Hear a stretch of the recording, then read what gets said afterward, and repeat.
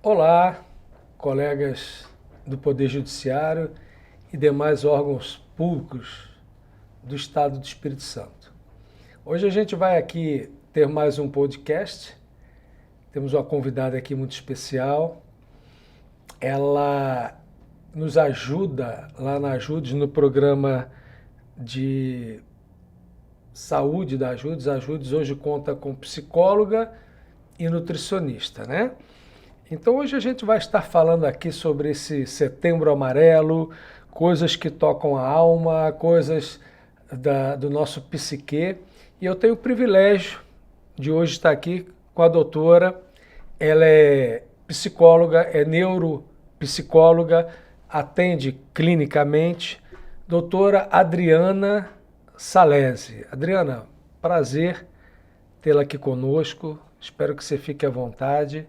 E desde já, obrigado por ter atendido ao convite de estar aqui com a gente, tá? Eu que agradeço, Umbelino, é um prazer estar aqui com vocês, agradeço o convite. E assim eu consigo ter um contato um pouco maior com os associados da Ajudes, né? A Adriana atende quase que diariamente, quando o pessoal liga lá para fazer o acompanhamento psicológico, é com a doutora Adriana, tá? Então espero aí que a gente possa ter uma boa conversa e esclarecer algo para os nossos associados. Adriana, eu gostaria de iniciar a nossa conversa, nosso bate-papo. A gente está no mês de setembro, Setembro Amarelo. O tema em voga é a questão do suicídio, que tem crescido bastante nos últimos tempos, infelizmente. Nesses tempos pós-pandemia, a gente tem visto coisas nunca vistas. Então, uma pergunta,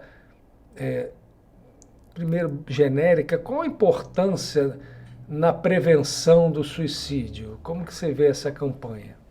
É importante a gente lembrar que assim, o suicídio hoje, ele é um problema de saúde pública, né? O número de suicídios tem aumentado Bastante. exponencialmente, principalmente com a pandemia, né? Nesse pós-pandemia.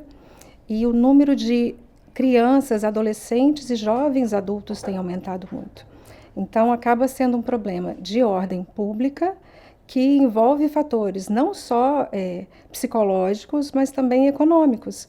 Porque se a gente tem uma população de jovens adultos e adolescentes morrendo, a massa de trabalho do mundo vai diminuindo, o mundo vai envelhecendo, né? Então, acaba sendo um problema muito complexo e muito grave. Entendi.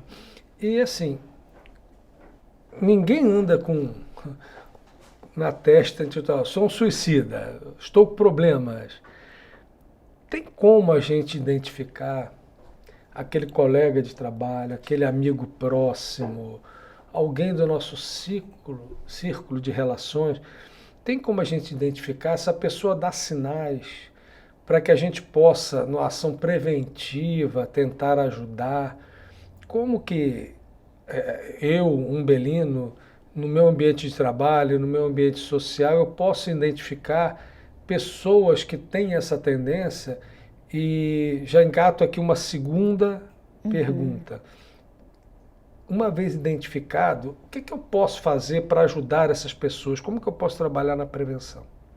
Bom, prevenção precisa começar na infância, precisa começar em casa, né? Então, quando a gente pensa que a Organização Mundial de Saúde tem registro de suicídios com 5 anos de idade... Nossa, 5 anos? 5 anos. Caramba! É o registro mais prematuro que tem, é o de 5 anos.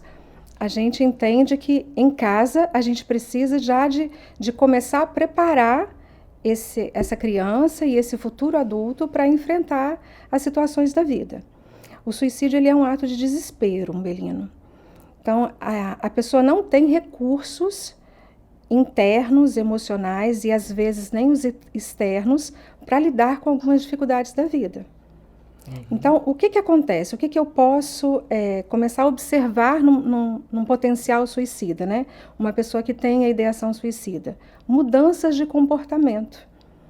Todos os transtornos mentais, e aí a gente não pode dizer que só os transtornos mentais trazem um comportamento suicida. Mas toda vez que tem um comportamento suicida, existe uma mudança de comportamentos. Pessoas que agiam de um jeito começam a agir de outro. Então, começam a se isolar. Ok. Mudam, perdem o prazer de fazer as coisas que gostavam de fazer. Começam a ter alterações no sono, ou para mais ou para menos. Então, são uma série de... dão esses avisos, né? Existe uma sinalização que vai acontecendo aí. Algumas pessoas pensam que a depressão, ela só vem com características de tristeza, com sintomas de tristeza, de choro, de apatia. Mas existem também os sintomas ligados à irritabilidade. Então, às vezes, a criança e o adolescente, ele está com depressão, mas ele fica mais irritadiço. Então, por isso que eu falo muito da alteração de comportamento. Se a criança, o jovem ou o adulto, ele tem um comportamento X e bruscamente ele começa a mudar esse comportamento, já liga um alerta, né? Pessoas que falam a respeito de ideação suicida ou têm falas do tipo, a vida não vale a pena, se eu morrer vai ser melhor. Então, por mais que exista aquele ditado do cão que muito late não morde, né? A gente precisa de estar atento sim, morde sim. Ele pode não tentar o suicídio agora, daqui a um ano, mas em algum momento, se isso está passando pela cabeça, se existe esse desejo, o mundo vai ficar melhor sem mim, ele pode tentar em algum momento.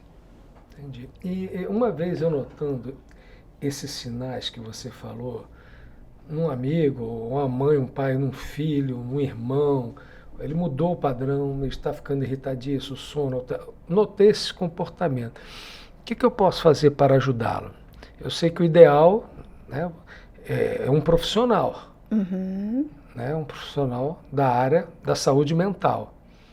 Mas o que eu, como amigo, como irmão, como pai ou como filho, o que a gente pode fazer para ajudar? Há algo que possa ser feito? Acolher essa pessoa. Essa pessoa está precisando de atenção, está precisando de cuidado. Então, acolher, ouvir, mas ouvir a pessoa com aquilo que ela traz, com aquilo que ela tem dentro dela. E não ouvir tentando comparar com os seus valores, com o seu mapa mental, com o seu mindset, né? Então, é tentar acolher sem julgamento. Porque aquilo que está fazendo a pessoa ter uma ideação suicida ou estar em depressão, para ela é muito sério. Por mais que para o meu mapa mental não seja, eu lidaria bem com isso, naquele momento a pessoa precisa de ser ouvida, acolhida, entendida. Então é um ouvir com empatia, sem julgar. Orientar a procurar ajuda profissional, com psiquiatra, com psicólogo. Estimular a pessoa a hábitos mais saudáveis, né? Fazer uma atividade física, se alimentar melhor.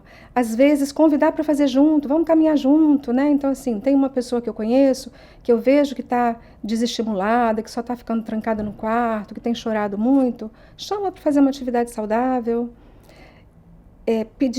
Começar a desincentivar a pessoa ao uso de álcool e drogas, que são fatores que também predispõem muito ao ato, né, a tentativa de suicídio, potencializa muito. O que mais que a gente pode fazer? Estar perto, dar atenção. O acolher eu acho que é o mais importante. Acolher sem julgamento. Sem julgamento. Interessante isso aí, né? E sem usar o seu mapa mental, né? Respeitar o desenho do outro, né? Isso. E isso não, de maneira, eu sei que você, né, ninguém é ogro, mas a gente ouve muito, isso não é frescura, isso não é falta de caráter, isso não é fraqueza. É uma doença, Adriana? É uma doença. Então é uma patologia. Sim, e precisa de tratamento. Dentro desses pontos que a gente elencou, né, que a gente pode fazer com uma pessoa próxima que esteja passando por isso, também tem isso, de assim, você conscientizar a pessoa, dizer para ela que aquilo é uma doença e que tem tratamento. Porque às vezes o próprio deprimido, ele acha que ele está sendo fraco. Né? Que ele não tem força de vontade, que ele não tem Deus, né? As pessoas às vezes voltam para esse... religião em cima. Para a religião. E, geralmente a religião tem um olhar, pode ser até acolhedor, mas geralmente tem julgamento, né? Sim. Então, assim, se você conscientiza essa pessoa que aquilo é uma doença e é uma doença que tem tratamento, você já está ajudando. E 90% das situações, dos casos de suicídio, são possíveis de serem evitados. Bacana. Você falou aí na questão dos pensamentos, tal, primeiro, vamos dividir em duas aqui essa pergunta. A pessoa geralmente, o ciclo entra em depressão e depois, né, ao suicídio. Eu queria fazer um pouquinho antes, como que eu consigo diferenciar, Adriana, quando eu estou numa tristeza normal da vida, eu tive um revés no emprego, no meu relacionamento com uma parceira, com alguém da família, ou sei lá, entrei num luto por um motivo qualquer que o seja, e eu estou triste. Estou sem vontade para nada, isso dura um tempo. Quanto tempo dura isso? Quando eu sei que eu estou triste por um tempo maior, eu não estou, e quando eu estou deprimido, tem diferença, Adriana? Como que eu consigo diferenciar isso? Porque hoje em dia, você está deprimido, está deprimido. Não, às vezes o cara está triste. Então fala para a gente aqui que é leigo no assunto, como que eu diferencio a tristeza, um luto normal, seja lá o que for, de uma depressão? A tristeza, ela é um sintoma da depressão. Então, a tristeza, ela tem um motivo, né? Alguma coisa aconteceu, ela é saudável, a tristeza, ela precisa existir na nossa vida, assim como todas as emoções. Cada emoção, ela tem uma função na nossa vida, e a tristeza tem a função dela. Então, se eu estou triste com alguma situação, é o momento de eu interiorizar e fazer as minhas reflexões. Para dali eu criar estratégias para lidar com aquilo, para eu elaborar melhor aquilo, para eu entender o que está acontecendo dentro de mim. Então, ela é uma emoção necessária, mas ela tem um período determinado. Ela vai diminuindo, a tendência é que ela vai diminuindo e ela vai acabar a partir do momento que eu consigo elaborar isso aqui dentro. Na depressão, não há uma causa específica. Estou triste por causa disso. Não, eu tenho crises de choro, eu tenho apatia, eu tenho desânimo generalizado, sem um motivo específico. Muitas vezes o paciente deprimido, ele fala assim, eu não sei porque que eu estou assim, eu tenho tudo para ser feliz e não consigo ser feliz. Né? São sintomas, e até a tristeza, que é um sintoma da depressão, ela dura muitos dias. Quando ela dura mais, ela é persistente e motivada, e dura mais de 14 dias, a gente já começa a desconfiar do quadro de depressão. Então, a tristeza é um sintoma da depressão. Tristeza tem um motivo, você consegue identificar qual é o motivo, e a depressão não. A tristeza, ela é natural e é saudável, e a depressão não, é patológica. Agora, é importante lembrar, Umbelino, que não é só a depressão que é causa de suicídio. Ok. A gente tem vários transtornos mentais que podem levar ao suicídio, o transtorno bipolar, alguns transtornos de ansiedade, as psicoses, né, esquizofrenia, o transtorno borderline, algumas demências podem levar. Interessante. Traumas e tumores cerebrais também podem levar à ideação suicida. Alcoolismo e abuso de drogas pode levar à ideação suicida, inclusive abuso de benzodiazepínicos, de medicação. Benzodiazepins, ele funciona aqui? Benzodiazepínicos são remédios, são os calmantes que as pessoas... Ah, são calmantes, os Rivotril da vida? Os diazepams da vida. Ah, tá. Não, para falar para o público leigo aí. Então, uso, porque hoje realmente estou sem sono, toma um calmante. Toma remédio. Toma remédio. Estou cansado, toma remédio. Toma remédio, né? Estou agitado demais, sobre essa toma remédio. automedicação, que você tem algo a falar sobre isso? Como que é? Que realmente isso que você falou é verdade. Né? Antigamente o pessoal tomava um chá de camomila, hoje o cara tomou um diazepam aqui, para dormir. O chá de camomila está em desuso, né? Sim. Perdão, você no seu consultório, você percebe esse automedicação? Você como que lida com isso? Você Sim. que está no dia a dia ali na ponta, todo dia você faz aí no mínimo 5 atendimentos, que eu sei, no mínimo 5 por dia.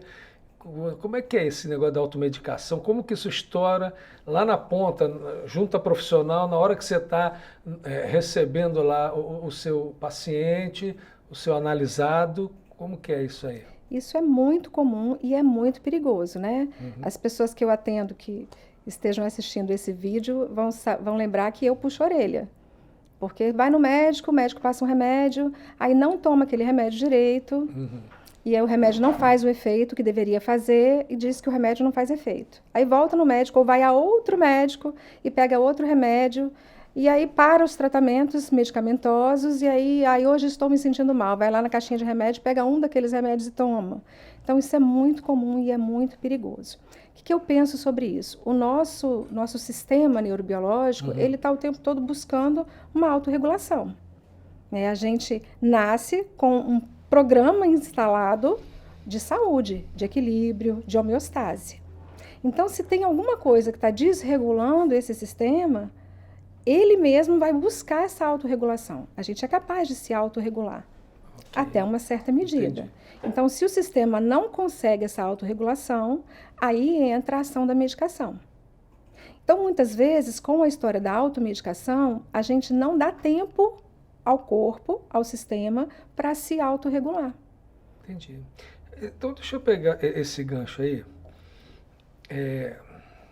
Duas perguntas. Então, primeiro eu vou fazer uma e a outra. Então, a pessoa tem o suicídio ou a tristeza ou a depressão que leva ao suicídio. Você já explicou, muito bem explicado, que nem todo suicídio é consequência de uma depressão.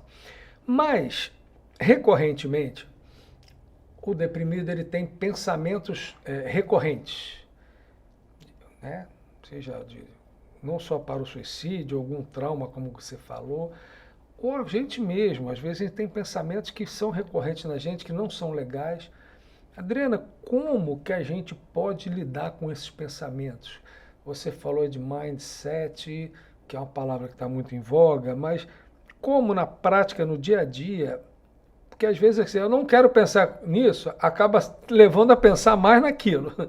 Quando eu nego, então como que a gente lida com isso, com esses pensamentos ruins recorrentes? Eu estou numa bad, eu tá. Dá um conselho aí pra gente, como é que faz? Vamos diferenciar o pensamento suicida de um pensamento negativo, né? Ah, tá. Pensamento suicida, eu tenho desejo de morrer. Não é o pensar em morte, é um desejo de morrer. Porque pensar em morte, eu posso pensar em morte. E aí eu posso pensar em morte como valorização da vida. Nossa, eu posso morrer a qualquer momento. Se eu morresse hoje, como seria? Quem ficaria com meu filho? Como que ficariam os meus pacientes? Então, eu posso pensar na morte como reflexão sobre a vida, mas sem o desejo de morrer. Então, o pensamento suicida, ele tem o desejo de morrer, né? Pensamentos negativos, eles vêm, e aí é aquilo que você falou, né? Quando a gente fala, não quero pensar nisso, mas a gente pensa. Eu brinco com os pacientes que o cérebro, ele é meio burro às vezes, ele não entende a palavra não. Então, todas as vezes que você fala não alguma coisa, o cérebro busca referência no que está depois do não. Não existe não copo, não microfone. Então, se eu falo não vou pegar no copo, o cérebro busca a caixinha, o arquivo do copo, a referência de copo. O que é copo? É uma estrutura de vidro onde eu posso colocar água. Então, todas as vezes que eu não quero pensar em alguma coisa, eu preciso de ensinar para o meu cérebro em que ele tem que pensar. Ah, ok. É como falar com a criança, não sobe nesse sofá. Ele vai subir no sofá. Então, se você diz assim, senta aqui, ou vamos ali, né? Então, direciona o seu cérebro para onde você quer que ele vá. Entendi. Então, focar em outra coisa. Positiva. Positiva. Então, com pensamento negativo, né, não vou pensar, focar em uma coisa positiva. Diferente da ideação suicida. Né? A ideação suicida, quando eu tenho desejo de morrer, vem o impulso. Né? O que o ato do suicídio, ele vai ser ou planejado ou impulsivo. A pessoa na hora do impulso. Só que é uma crise que dura ali uns 15 minutos. Então, se eu consigo, no momento da crise, conversar com a pessoa, acolher aquela pessoa, depois da crise, ele desiste de morrer. Os estudos mostram que depois que passa aquela crise, inclusive algumas pesquisas que foram feitas nos corpos das pessoas que se suicidaram, tem uma substância que foi Olha. identificada que indicou o arrependimento daquela pessoa. É mesmo? Uhum. Bacana. Então, se eu consigo tirar a pessoa daqueles 15 minutos que podem levá-lo ao ato, ele pode mudar de ideia. Eu posso salvar essa vida. Poxa, bacana a gente saber disso. Voltando agora na questão do remédio, a pergunta é o seguinte, eu estou tentando, a pessoa está tentando melhorar a mente, focar no que é positivo, tentando sair daquela fase ruim de tristeza ou até de depressão, não sei. A pergunta que eu te faço é o seguinte, olha, mas a pessoa não está conseguindo. Qual é o momento de procurar um auxílio no sentido de uma medicação? Tem um limite? Como que a pessoa sabe? Às vezes também a própria pessoa não tem acesso financeiro a uma terapeuta, a uma psicóloga, daí que eu acho que até advém muito a automedicação, mas a pergunta é, quando que é o start que eu devo saber, olha, eu preciso de remédio? Tem isso? Como é que é na sua experiência aí? Quando isso começa a interferir negativamente na sua vida, nas suas atividades. Eu começo a não fazer mais as coisas, não querer estar com as pessoas que eu estava, não fazer as atividades que me geravam prazer. A criança e o adolescente começa a ter problemas na escola, com nota, com comportamento. O trabalho não tem, cai o rendimento no trabalho. Então, se começa a interferir na sua vida, você não está dando conta mais sozinho. E lembrando que é uma doença e a gente precisa de repor substâncias químicas no cérebro. O corpo não está dando conta de produzir os neurotransmissores que ele precisa para equilibrar o estado de humor de novo. Então, precisa entrar com a medicação. Ok. E tem gente que precisa a vida toda, né? Sim, dependendo do transtorno, precisa a vida toda. O transtorno bipolar é um que é medicação para a vida toda.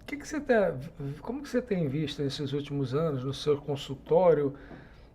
O que tem aumentado? O que te chama a atenção assim? O que tem dado mais dentro dessa linha tênue de esquizofrenia, algum psicótico, surto psicótico, depressão? O que tem mais dado para você? Alguma coisa te chama a atenção que tem sido mais comum?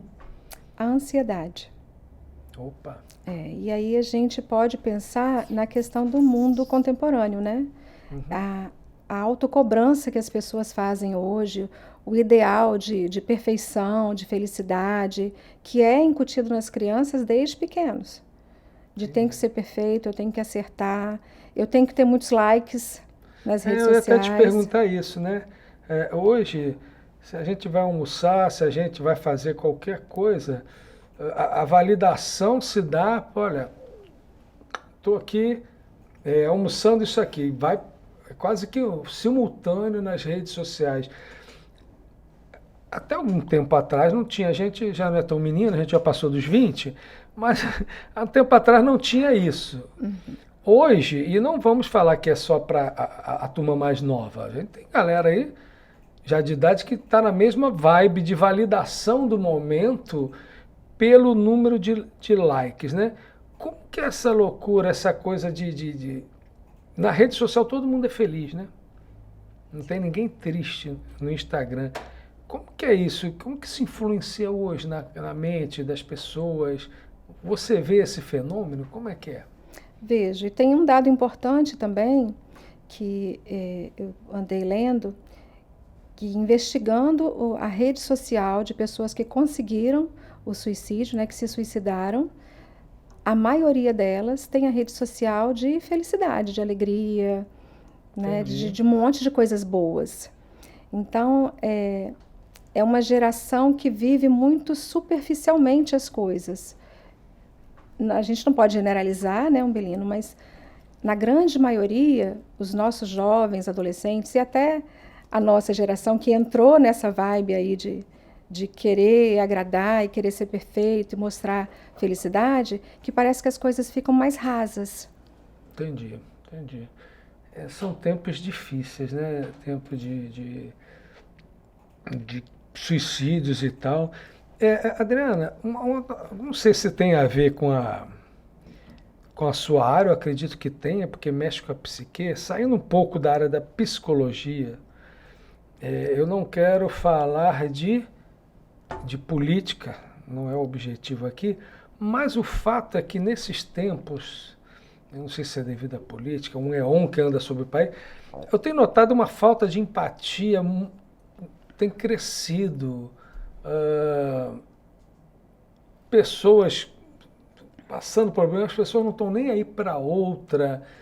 Isso é uma questão de espiritualidade, ou tem a questão também de adoecimento psíquico nesses tempos odiernos? Eu não sei se eu me fiz entender na minha pergunta, que é a questão da falta de empatia hoje, tudo as pessoas parece que andam com o nervo à flor da pele, tudo é briga, aquele acolhimento sem julgamento que você falou aí, praticamente eu não vejo. Geralmente é um não acolhimento e quando ocorre um acolhimento de apontar o dedo. Você vê isso aí no dia a dia? Como é que é? Vejo. As pessoas têm muita dificuldade hoje, talvez até por essa vivência muito superficial, eu não aprofundo nas coisas, então eu tenho que fazer muita coisa em pouco tempo, como se o mundo fosse acabar amanhã e eu não fosse dar conta, né? O excesso de informação leva muito a isso. Então as pessoas têm dificuldade hoje de se manter num estado de equilíbrio.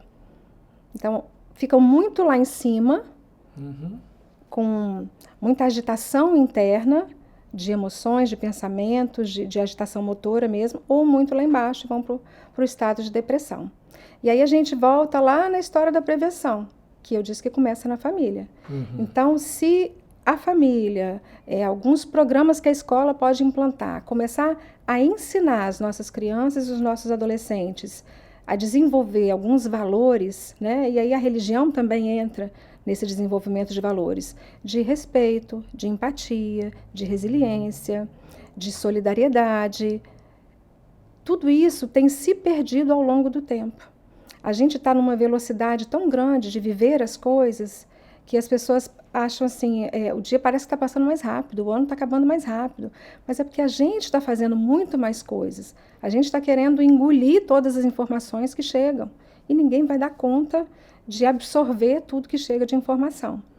Então, lá dentro de casa, a criança precisa já começar a desenvolver esses valores e se sentir segura, e se sentir protegida, e respeitar o outro. E aí, lá fora de casa, ela vai começar a conseguir se autorregular.